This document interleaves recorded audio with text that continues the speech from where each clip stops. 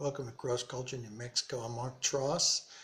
Today we're going to talk about the new year. Yes, Rosh HaShanah, the head of the year. Now the truth is that it comes right now, this time of year as we're recording it, and right near to October, but it comes from Leviticus chapter 23, verses 23 to 25.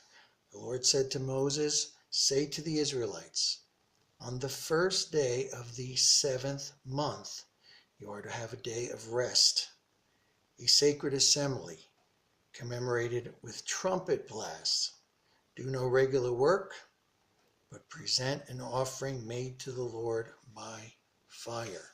Now notice that it says the 7th month. This is on the Jewish calendar, which we're not really following for most of the world today, but the biblical year starts in the spring with the month of Nisan, according to Exodus chapter 12, verse 2, when God delivered the people out of Israel at the Passover.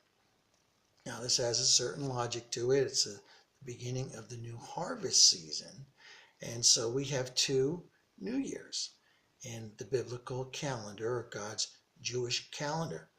The rabbis gave such significance to the special Sabbath, the first of the fall holidays, that eventually considered it as the spiritual New Year. So it's very important that you grab a hold of this, hence the name change as well, biblically known as Yom Teruah, or the Day of Sounding, the Festival of Trumpets, the Shofar, which is over 70 times mentioned in the Bible. The first day of Tishri became called Rosh HaShanah, or the head of the year. The purpose of this holy day is summed up in one word: regathering. Since the fall holidays call us to regather to a pure faith in God, He calls us together for Rosh HaShanah. Rosh HaShanah has come to represent the day of repentance, turning away from your sin and turning unto God, not doing what you were doing in the past, but doing what God has called you to in the present and the future. It is the day when the people of Israel take stock of their spiritual condition and make the necessary changes to ensure that the upcoming new year will be pleasing to God.